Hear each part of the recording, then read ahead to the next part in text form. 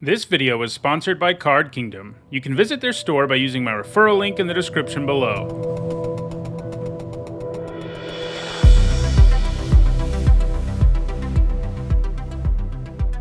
Hi everyone, I'm Nitsahone, and it's Friday, and that means it's time for another MTG Top 10, the series where I rank cards based on their historical performance at Magic's highest level of competition. This is a pretty busy couple of weeks holiday-wise. Last Thursday was Thanksgiving, and the first night of Hanukkah was yesterday. I did a Thanksgiving-inspired MTG Top 10 last week with a look at food, and this week we're looking at a Hanukkah-inspired list with a look at 8 power creatures. The number 8 is very important for Hanukkah. If you're not sure why, let me put on my history and religious studies professor hat to briefly explain what Hanukkah celebrates. Back in the 2nd century BCE, Jews in Israel were living under the rule of the Seleucid Empire, a Greek-ruled territory which had become increasingly antagonistic to Jewish beliefs. One ruler in particular, Antiochus IV Epiphanes, ordered the Jews adopt pagan beliefs and banned Jewish practices, and his name Epiphanes literally means God made manifest. This was obviously problematic for the Jews, who at this point had been monotheistic for centuries.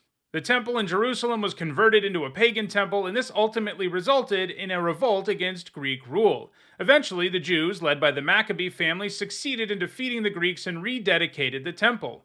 Within the temple, there was a candelabra that was supposed to always be burning, and it had been extinguished. So, when the Jews rededicated the temple, they only had enough oil to keep the candelabra burning for a single night. But miraculously, it burned for 8 nights, and they were able to get more oil before it was extinguished again. So, this is why there are 8 nights of Hanukkah, and why the menorah and lighting a new candle every night is such a significant thing for the holiday. So yeah, 8 is important for Hanukkah because of the miracle that occurred during the rededication of the temple, and actually, Hanukkah in Hebrew literally means dedication. In the past, I did a video on 8 mana value cards during this holiday, and this time around we're looking at creatures with 8 power. Obviously, to be eligible for this list, a card had to have 8 power. There were 77 cards that were eligible, and in this video, we'll take a look at the 10 that have left the biggest impact on competitive Magic. Before we get started, here's a quick reminder on how I score cards in these videos. A first tier top 8 is worth 2 points, and this includes major events like Pro Tours and World Championships. A second tier event is worth 1 point, and this includes events like Grand Prix and Magic Fests. At number 10, it's Force of Nature. This is actually a really good place to start because it was actually the very first 8 power card ever, as it's the only creature with 8 power in Magic's very first set.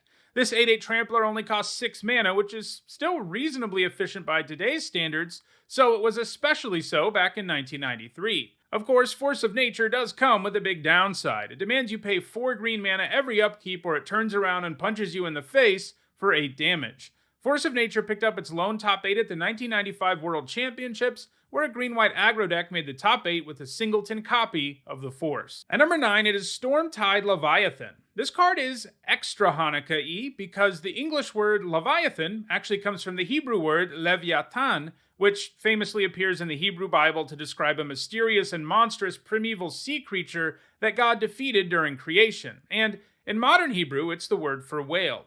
Anyway, this Leviathan is an 8 mana 8/8 with Island Walk that also happens to turn all lands into islands, and it has a moat-like effect since it shuts down all attackers without flying and Island Walk. This means that the Leviathan can simultaneously be an unblockable win condition and a way to shut down the opponent's board. 8 mana is a lot though, so the decks it's been played in have had to have ways to cheat it into play. In Legacy, it's appeared in Reanimator decks, and in Vintage it has, only earlier this year actually, begun to appear in Oath of Druids decks. Both of these types of decks can get this scary creature into play as early as turn 2, which isn't a lot of fun to deal with. Given that it's gained 2 points in 2021, the Leviathan actually has a good chance at moving up this list going forward. At number 8, it is Sylvos, Rogue Elemental. This is a 6 mana 8/5 with Trample that can regenerate for a single green mana. That makes Sylvos big, evasive, and hard to kill, and that's a pretty nice thing to get for 6 mana, especially given when the card was originally printed. It gained all of its points in Onslaught block constructed ramp decks, which could get this scary creature into play way earlier than turn 6. It hasn't gained any points since 2003, though. At number 7, it's Gaea's Revenge. If you hate playing against blue decks, this is the 8 power creature for you. This 7 mana 8/5 with haste can't be countered, and it can't be targeted by most spells or abilities. Because it has haste and hits so hard, it can represent a really fast clock. While it was originally printed in Magic 2011, it didn't gain any points as a result of that printing, but a reprint in Magic Origins led to the card picking up some significant points in the sideboards of Devotion to Green and Gruul ramp decks. In 2016, it also picked up a single point in the sideboard of a modern Valakut deck. It doesn't have any points since 2016 though, and it's pretty unlikely to gain more points in the future. There are just better sideboard cards against blue opponents these days. At number 6, it is Platinum Empyreon. We had a Leviathan earlier on the list, and now we have a Golem, which is another creature type with its origins in Jewish folklore. A golem is a construct of mud or stone that is animated through mystical means. There are stories of them performing labor for their creators, and more famously, also stories of them protecting the Jewish people from persecution. Anyway, this particular golem is an 8 mana 8/8 with the powerful ability to prevent your life total from changing, which, now that I think about it, actually makes sense flavor-wise. As long as the Empyreon is in play, it's going to be pretty hard for your opponent to take you down in any way that involves lowering your life to 0. Like a lot of expensive creatures, like others we've seen on this list, the Empyreon is generally only played in decks that can cheat or ramp it into play. In Modern, this has been accomplished with Madcap Experiment, which is a pretty sweet combo. If you run only a single artifact in your deck and it's the Empyreon, the Experiment will always hit it and you won't lose any life from the Experiment because then the Empyreon's in play. In Vintage and Legacy, this has been accomplished in Reanimator decks and artifact decks that use Metalworker and Kuldotha Forgemaster. The Empyreon is always going to be a pretty awesome creature to cheat into play, so even though it doesn't have any points since 2018, there's a decent chance it gains more points in the future.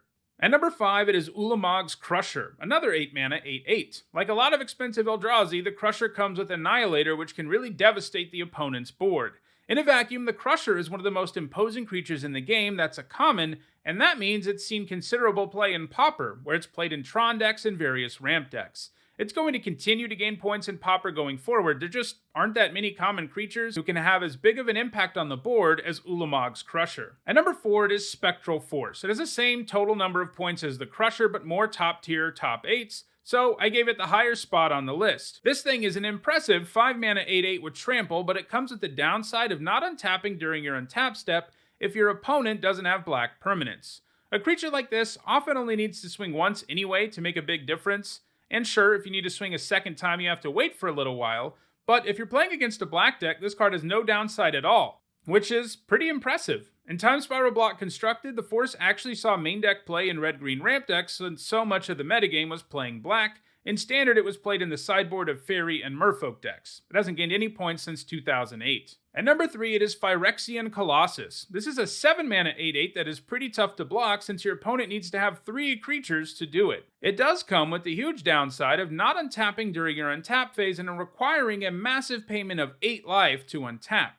You can bet that these days if the Colossus was printed even without the downside, it would not make a huge impact on competitive Magic, but context is important. In its day, the Colossus was an evasive threat that could hit incredibly hard for only 7 mana.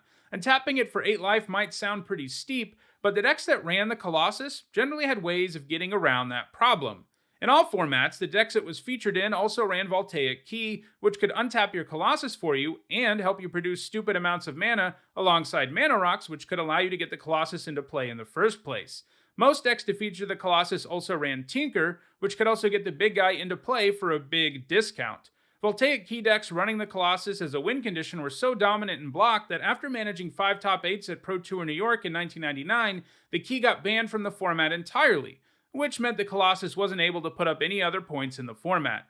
The Key remained legal in Standard and Extended though, where the Colossus continued to find success. It doesn't have any points since 2003, but it's pretty high up on this list and will probably stick around on this list for a while.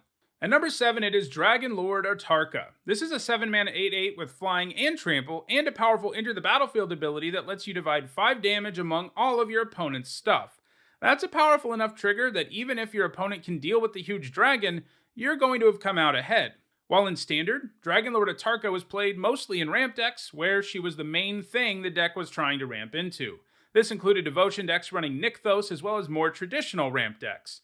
More recently, Dragonlord ATARKA has picked up her first points in Modern, showing up as a singleton copy in the sideboard of a Scapeshift deck. At its heart, Scapeshift decks are ramp decks, and siding in something like Dragonlord ATARKA gives the deck a way to win that doesn't rely on the combo. She doesn't have any points since 2019, but she does have potential to gain more points in the future. And at number 1, it is Hogaak, Arisen Necropolis, a rather infamous card from Magic's relatively recent past. Hogaak comes with 2 cost reduction abilities that make it incredibly easy to cast this 8/8 with Trample very early in the game. It's way too easy to rapidly load the graveyard in Modern and add to the board at the same time, and this led to Hogaak coming down insanely early, like on turn 2 with Regularity. Hogaak was only legal in Modern for 2 months before getting banned. Hogaak is powerful enough, though, that it continued to put up points in the Eternal formats. He's found significant success in Legacy Dredge decks, and in Vintage he's seen play in Dredge decks too, but its primary home of late has been the Bazaar of Baghdad aggro deck. A deck loaded up with discard and draw effects like the Bazaar that intends to then rapidly populate the board with creatures who can come out of the graveyard